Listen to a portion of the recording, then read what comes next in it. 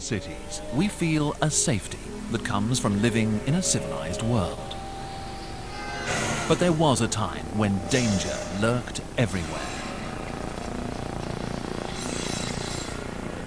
Huge predators, meat-eaters of incredible strength, ran, swam, and flew their way to the top of the food chain.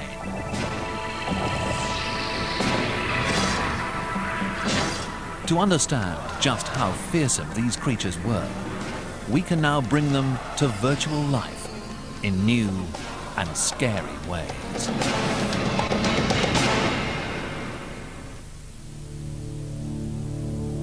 Huge teeth, powerful bone-crushing jaws. These highly adapted killing machines were the top carnivores of their day. But all that is left of the dinosaurs are their bones, teeth, eggshells, footprints, and skin impressions. The fossils of these mega predators are star attractions that pull in the crowds. Their proportions fascinate and challenge our sense of the world, its history, and our place within it. The Tyrannosaurus rex, called Sue, caught the public imagination because it was the most complete specimen of a T-Rex ever found. That, and because we think of the T-Rex as the ultimate carnivore of all time. 4 meters tall and over 12 meters long.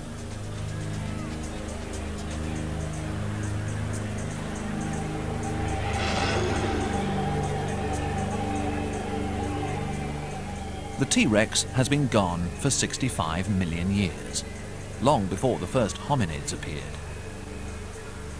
But they have a hold on us, even now. T-Rex wasn't the only mega predator. After the dinosaurs, there were others. Each was the terror of its time. Some of these giant meat-eaters lived as recently as 500 years ago. Humans emerged after most of these animals disappeared.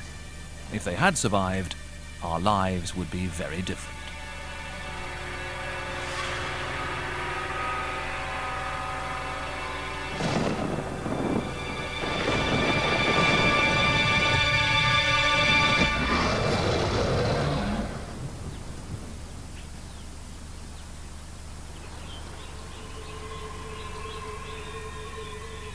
Although the majority of dinosaurs died out 65 million years ago, many scientists now believe they lived on by evolving into birds. Sparrows and robins and blackbirds may be the T-Rex's closest living relatives.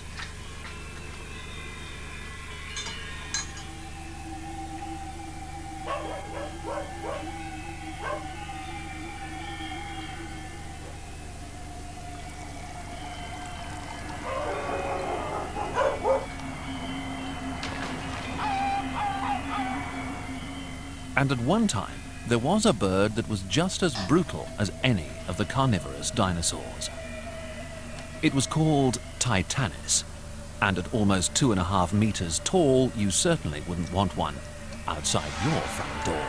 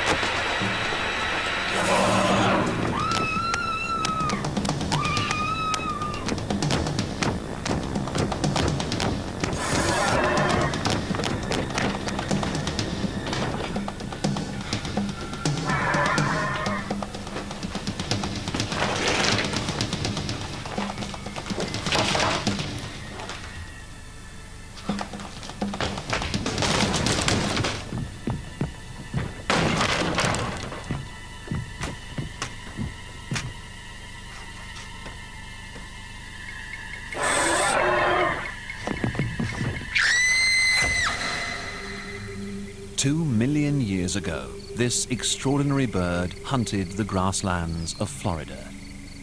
At about the same time, early humans, called Homo habilis, were spreading across Africa. If the earliest humans had lived here, Titanis might have put an end to our species before we even got started. Only a few of the bird's fossilized bones have been found, but they give a glimpse of a strange-looking creature. Titanis was a giant, flightless bird. It weighed over 150 kilograms. Its middle toe was as long as a man's hand. But the tip of its wing was no bigger than a turkey's. Neck vertebrae, the size of a horse's, supported a massive head. The cheekbone ties the huge animal to a family of carnivorous birds that flourished in South America. These giant flesh-eaters are appropriately called terror birds. Sculptor Richard Webber has been commissioned by the Florida Museum of Natural History to create a life-size sculpture of Titanis. He only has a handful of pieces to work from, but it's enough of the puzzle to see the whole bird. First, it's built a quarter size to set the pose. The tiny wings look out of scale. But flying was an unnecessary waste of energy. The fossil evidence suggests Titanis did just fine on foot. It could run at up to 80 kilometers an hour. A swat from a claw like this, would definitely put you down. As far as we know, no human ever came face to face with Titanis, but if they had, there would have been little escape.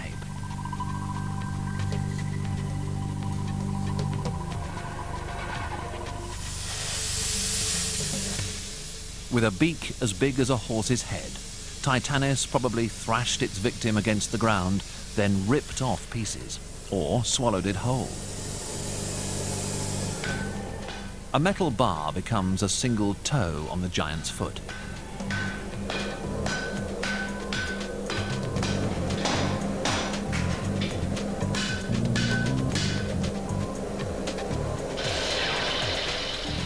With its clawed feet, it could trip, trample, and slash at its victims.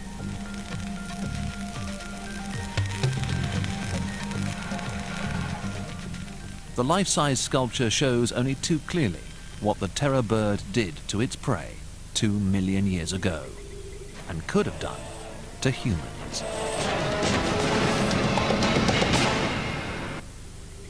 Mega predator Titanis started out in South America, but about 3 million years ago it left the southern hemisphere and spread north. The giant terror bird found a home on the Florida prairie. Since then, animals have come and gone, but places like Payne's Prairie still look much as they would have done when Titanis arrived. Imagine a Florida morning just as this one. Only 1.5 million years ago, the animals living on this open prairie would have been very different than the animals living today. They would have included animals such as Titanis, a giant sloth, a large armadillo, and North American llamas and pronghorns and peccaries and large scimitar cats, all looking for a morning meal.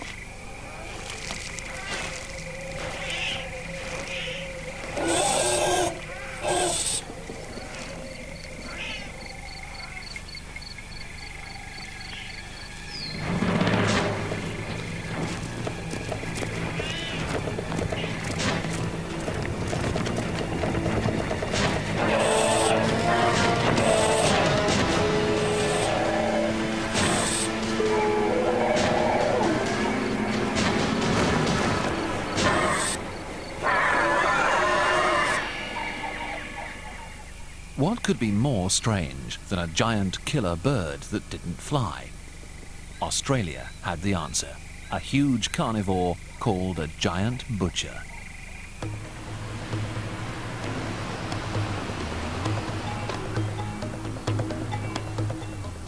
Museum workers struggle to piece together a mega predator that once ruled the animal world. The largest carnivore to roam this island continent was a gigantic lizard. Its name is Megalania prisca, or giant ancient butcher. Besides its enormous size, little is certain about the giant lizard. It may have lived until quite recently, about 30,000 years ago, when Aborigines were already in Australia. If that is right, it would have taken more than a boomerang to fend off an attack from this mega predator. There is a relative of Megalania alive today. It gives us a good idea how the giant lizard might have behaved. This mini Megalania also lives on an island. Isolated by sea barriers, the lizard survives as top predator. The Komodo dragon is a monitor lizard native to the Indonesian island of Komodo and its neighbors. It grows to about 2.5 meters long and weighs around 70 kilograms, 90 after a good meal.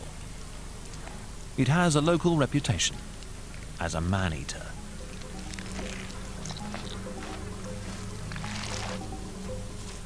One incident involved a European tourist. No one knows if the dragon did the killing or just the eating.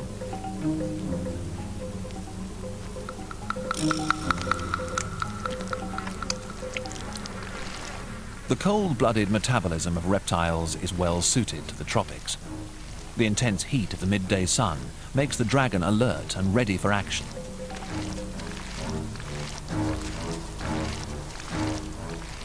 Over short distances, the dragon can run as fast as a human, but it prefers ambush. It's an efficient hunter. Its messy bite causes maximum damage and bleeding. Its saliva harbors 52 types of bacteria. 47 are toxic. If the dragon's prey doesn't die from blood loss, it will probably die from infection. It's quite likely that all of these traits were shared by Megalania. But Megalania was twice as big as the Komodo. Australia's giant lizard was 6 meters long and weighed over half a ton. That's it.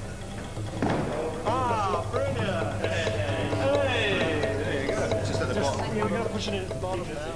Megalania's world would not be a pleasant place for humans. But our modern world might suit it very well.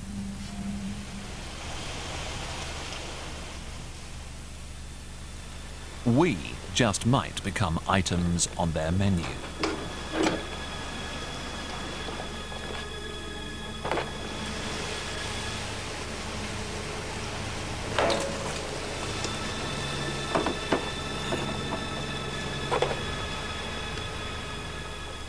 Established suburbs are the preferred habitat. The landscaping is mature, so there are plenty of places to hide.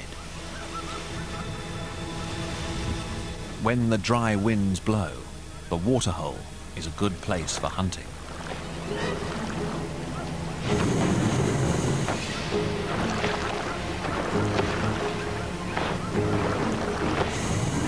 Megalania knows from experience that thirsty animals will go there to drink.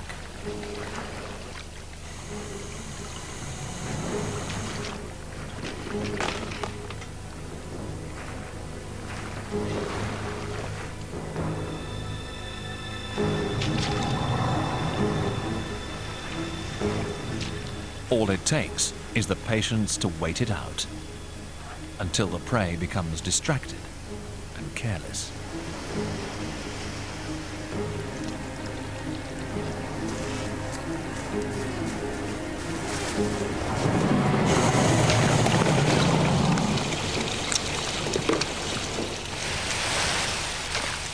Megalania's metabolism is extremely efficient. It can go for long periods without eating. Unlucky that today it was hungry.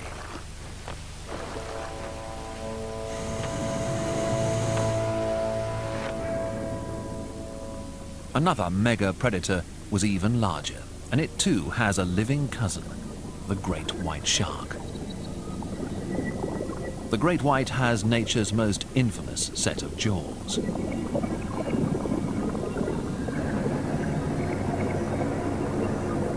With its streamlined body, up to 9 meters long, and its razor-sharp teeth, the great white is one of today's top marine predators.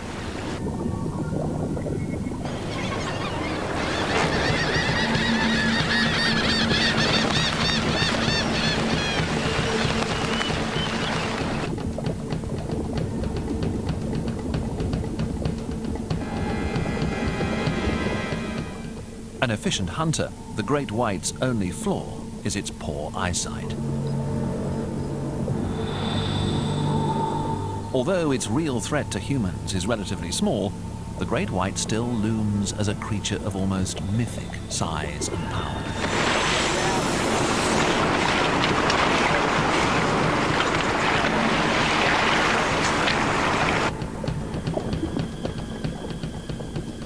But the great white is small next to the largest shark to have ever lived in the ocean.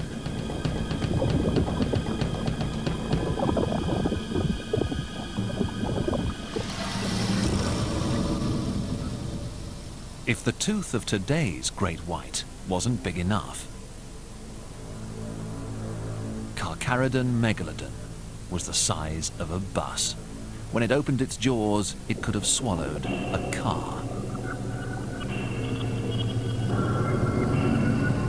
But such an enormous animal raises the question, why was it so big?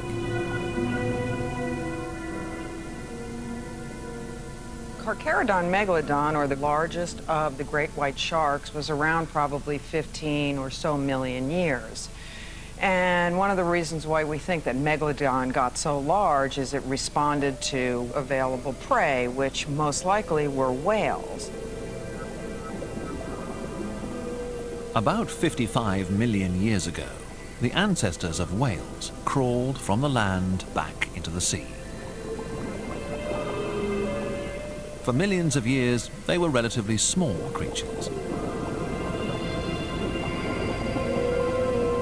Then they started to get bigger in the warmer and food-rich waters of the oceans.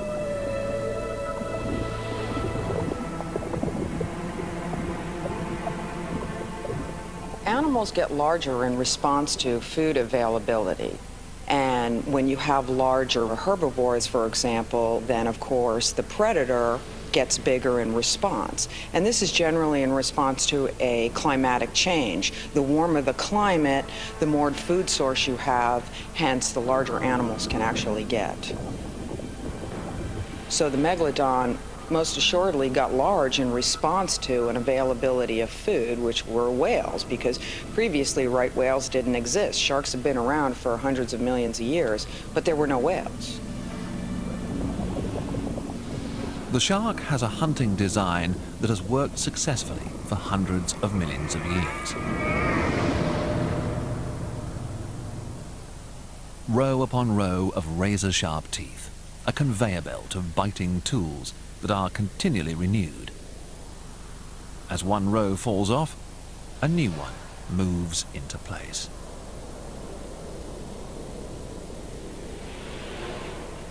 Sharks shed their teeth 1,000 times at least in a lifetime.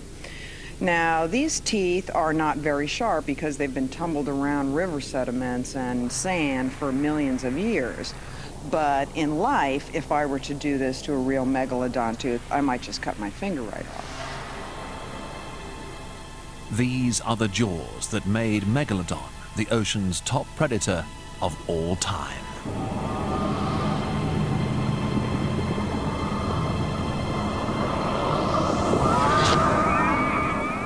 On land, there once lived a creature with jaws just as terrifying. 30 million years ago, a giant animal that looked much like a warthog roamed the American West.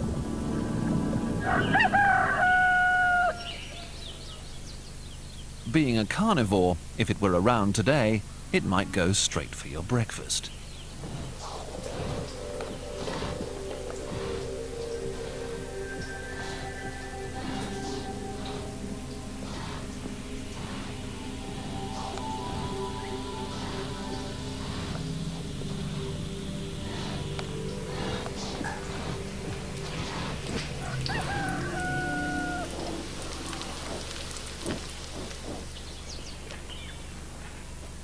When it lived, it may have hunted in packs, but to see just one would be terrifying enough.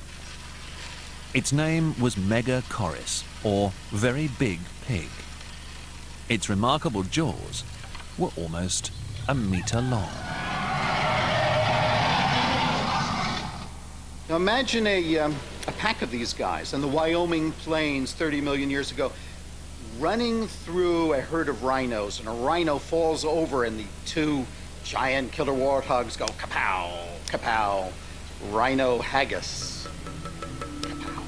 Megacorys is like no pig alive today. Kapow.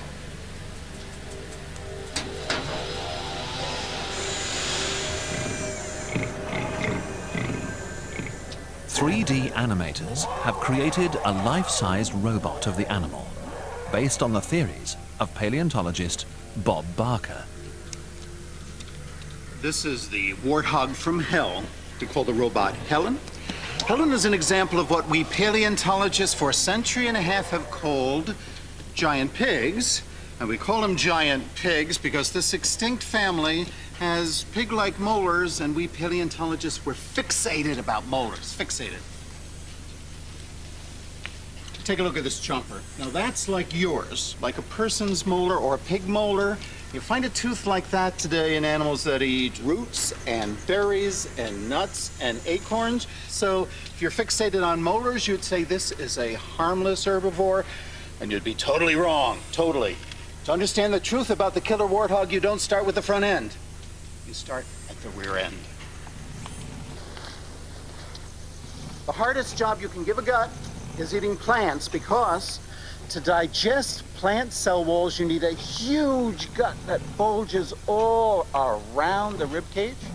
So it looks like a cow or a pig or a pony.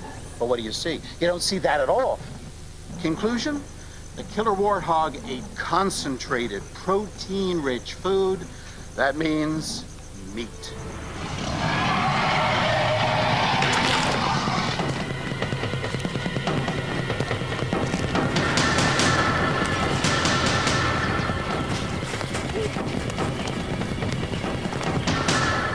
Now, what sort of meat did the killer warthog eat? It ate meat that tried to run away and that failed. This is how we know. A pair of hooves on each corner of the animal. The hooves are strong and compact, ideal for running and accelerating over dry woodland soils. To the hooves are attached strong, long wrists or ankles, and then up to immensely powerful shoulders and hips. This critter at a half ton or a full ton could go 40 miles per hour plus. It is the fastest big animal of its time.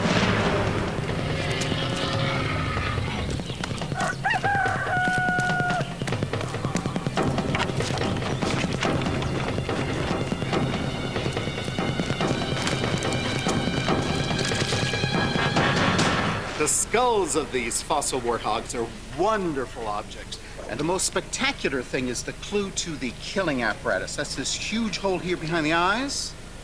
That's full of jaw muscles, the muscles that power the killing bite. And the best part, of course, the jaw joint is way in the back and faces directly downward. So when you put the jaw in like that, the jaw can open like a rattlesnake to beyond a right angle. And once opened like that, these jaw muscles can snap shut, throwing the jaws together into a terrible bone-crushing crack.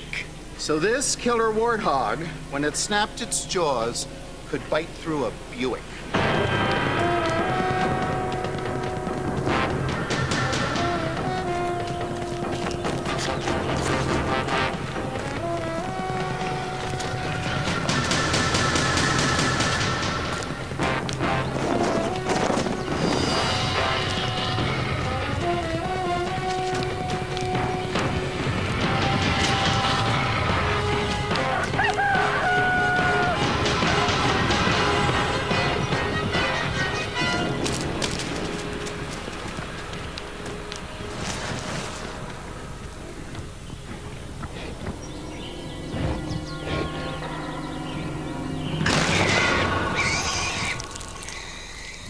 The killer warthog might seem like a modern nightmare, but there was another mega predator with teeth as big as daggers.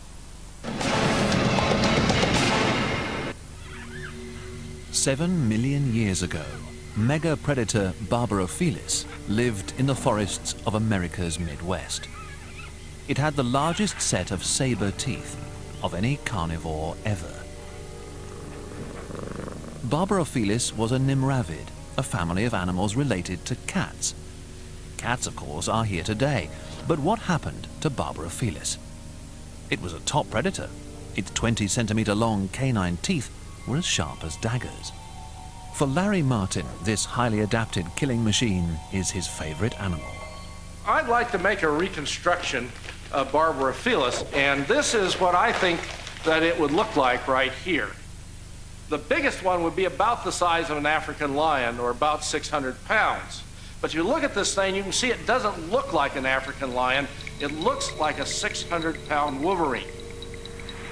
If we take this canine over here and we compare it to the shin bone, we can see a proportion that's not true for any other animal. The shin bone's actually shorter than the canine.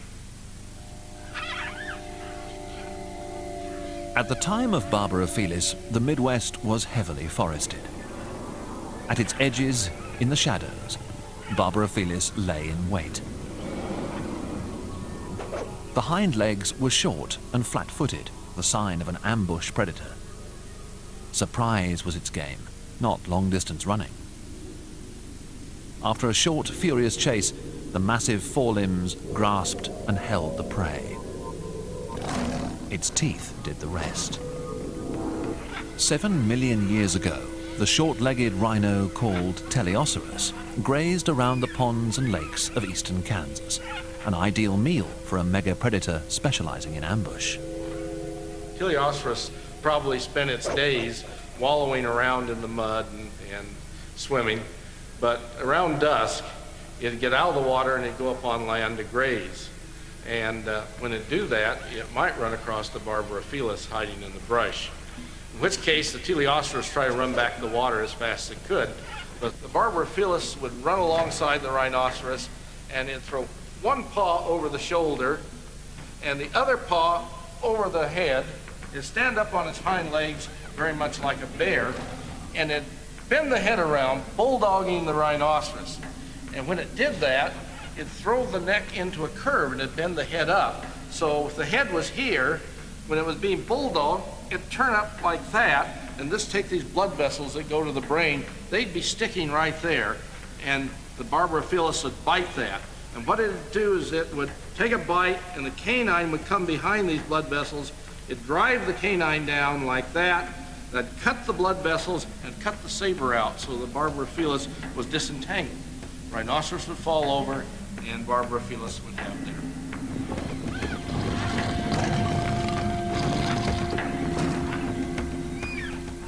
The design of Barbarophilis allowed the jaws to stretch wide open, making enough room for the gigantic canines to do their work. The dimensions of the jaws matched the rhino's wide neck.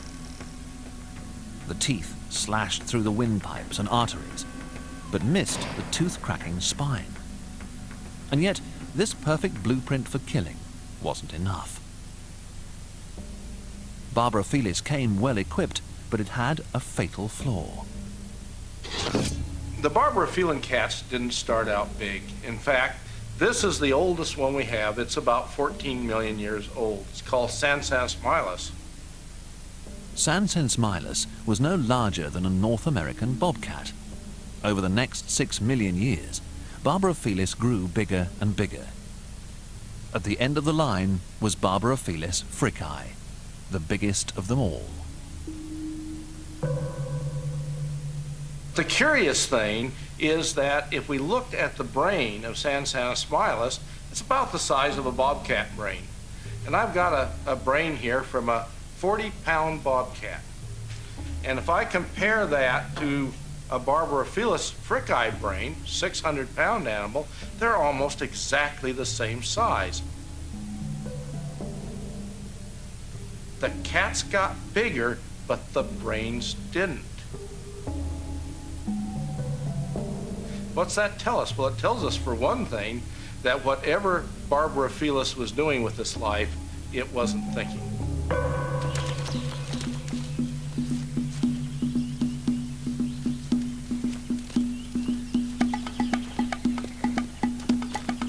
The modern cats can't rely only on surprise.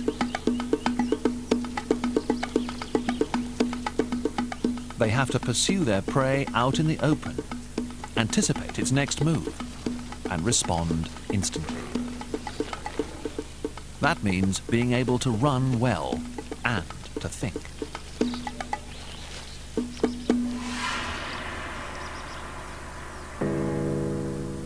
Barbara Felis was neither clever nor fast. When the forests gave way to grasslands, it was out of luck. If the world had stayed the same, Barbara Felis might still be here. But the world did change, and Barbara Felis got left behind.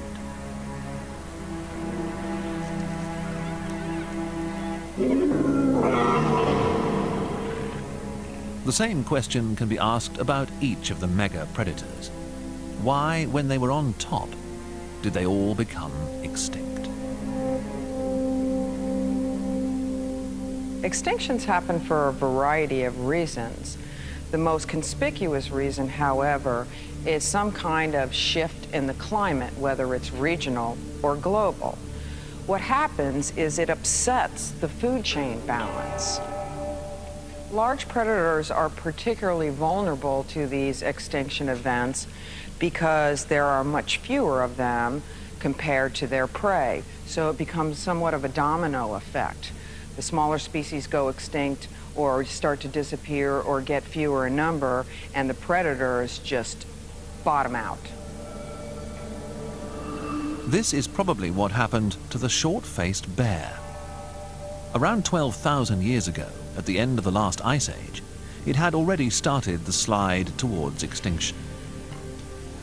But before it disappeared, the first humans trekking overland into North America came face to face with the largest carnivore on the continent.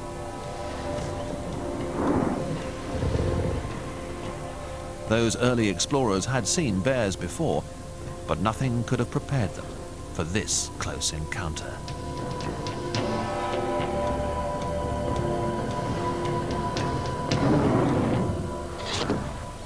A male grizzly bear can weigh over 350 kilograms. The Kodiak is around 550 kilograms and 3 meters tall when on its hind legs. The polar bear is the largest of the modern bears, but even it would have looked up at the short-faced bear. Side by side, the skulls of a Kodiak and a short-faced bear provide a telling picture. The half-ton Kodiak seems almost childlike next to the biggest bear ever in North America. The life story of this short-faced bear can be read in its bones. It was a male and in midlife when it died. Around 11,000 years ago, it roamed the open lands of Indiana. Probably weighing just under 800 kilograms, when he stood up to sniff the breeze for a scent of prey, he was as tall as a double-decker bus.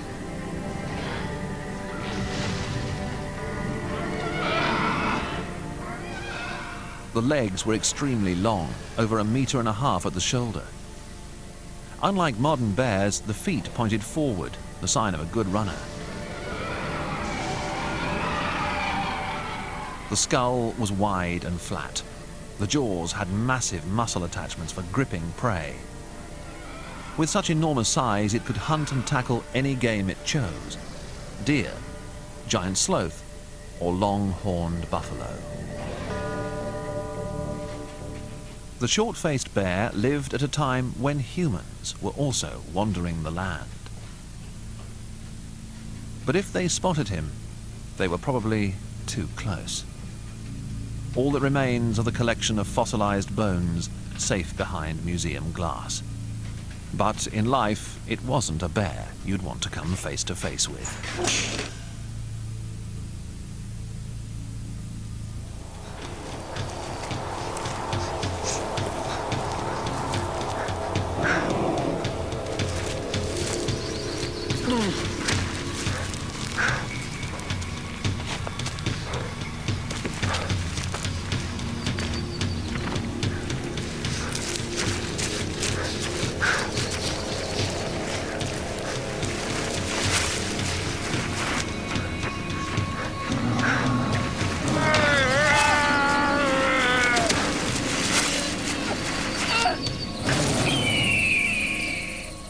Humans and mega predators would clash again.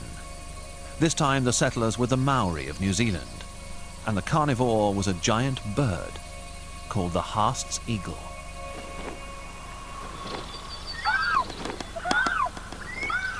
The crown eagle of Africa is the most powerful forest hunter in the world today. Its enormous talons have bone-crushing power.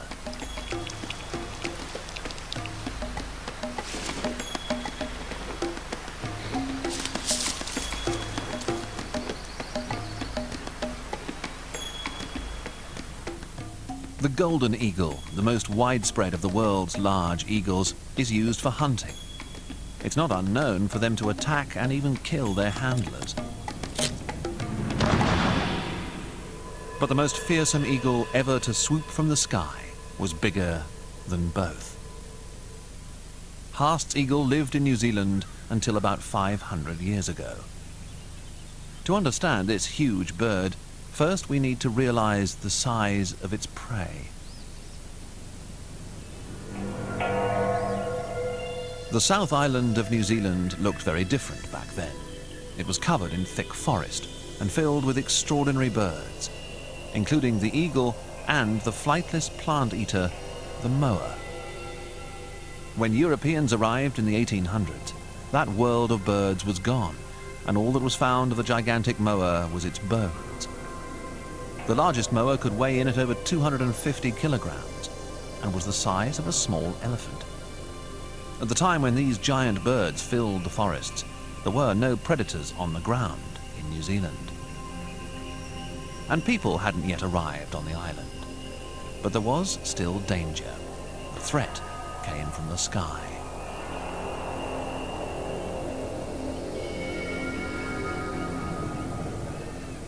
Haast's eagle, the largest eagle that has ever lived. It weighed almost 15 kilograms and had a wingspan of more than 2.5 meters. Little was known about the eagle until it was studied in detail by Dr. Richard Holdaway. One of the best ways of visualizing the size of Haast's eagle is to take the femur, the upper leg bone, and this is the femur of a bald eagle, and that is just the musculature etched on there. It was a huge animal. A 15-kilogram bird is almost too large to fly, but this one did.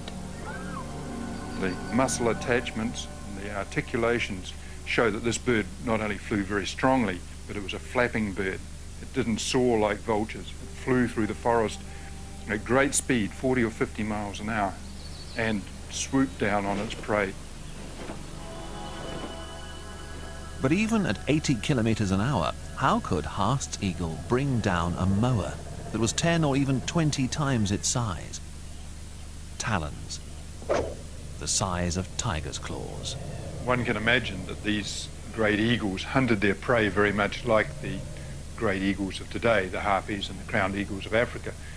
And the crowned eagle sits above its preferred hunting ground on a branch by a pool, waiting for the antelope to come around. And Haast's eagle sat just in the same place beside a pond, just waiting for the moa to come out for their early morning drink. In range, zero on, and then swoop at 50 or 60 or 80 miles an hour down. But it wasn't a big impact when it arrived, because they didn't want to bowl the animal over. The falling moa could have crushed the eagle. Instead, it landed on the victim's back before the killing began. Where the left foot of the bird attacked and struck and nailed into the bone on this side, and as the animal moved, the hind claw drove through 2 inches of feathers, skin, flesh straight into the bone and tore the bone out. The other foot would be up at the base of the neck, crushing through the arteries and air sacs, and the moa, however much it moved, would be drowning in its own blood. In its day, the Haast's eagle occupied the top spot in the South Island's food chain. Then, competition arrived. Less than 1,000 years ago, people came to the South Island of New Zealand, and they too began to hunt the flightless moa.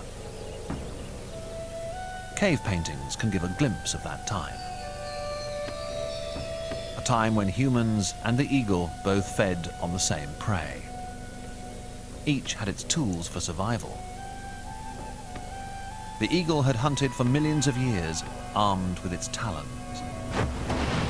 The newly arrived humans had clubs and fire. Within a few years, a series of huge fires permanently changed the landscape of the South Island. Some were caused by nature, some were probably set by man. When the flames burned out, much of the dense forest where the eagle and moa lived was gone. As the moa disappeared, the eagle was forced to look for other food. It must have been a desperate time. Man's arrival on New Zealand's South Island changed its landscape forever. With much of the habitat of Haast's eagle destroyed and its preferred prey, the flightless moa bird, in serious decline, times were lean for the mega predator. It would have been quite dangerous, I think, to have walked around in the forest, because these eagles had a search image for large animals walking around on two legs.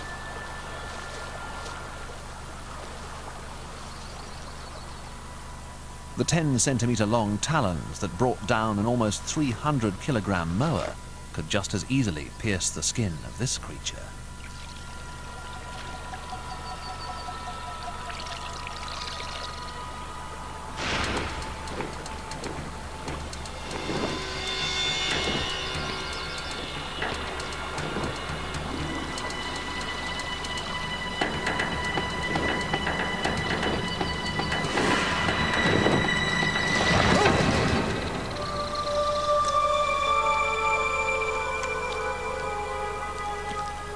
Haast's eagle would soon disappear.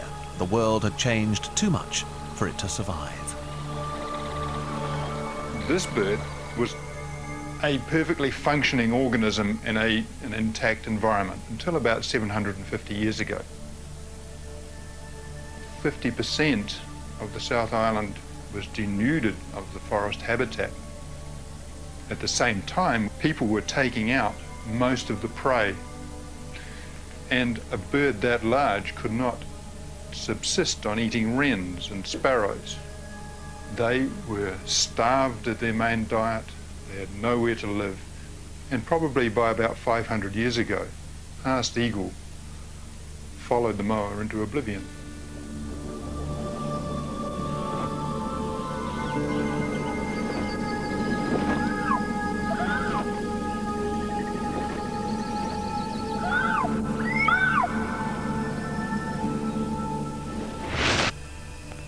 There are no mega predators around today, unless we consider humans as filling that role.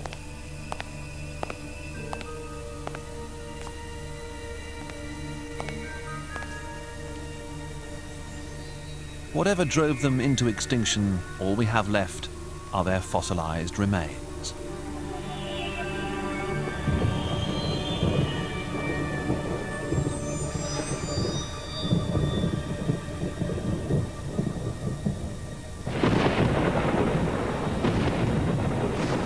Scientists and animators have joined forces to come up with new ways of bringing these once top carnivores back to life, so that we can better understand them. But if T-Rex or any of the mega predators were unleashed on the world today, forget about sharing lunch. It would be all you could do to avoid becoming lunch.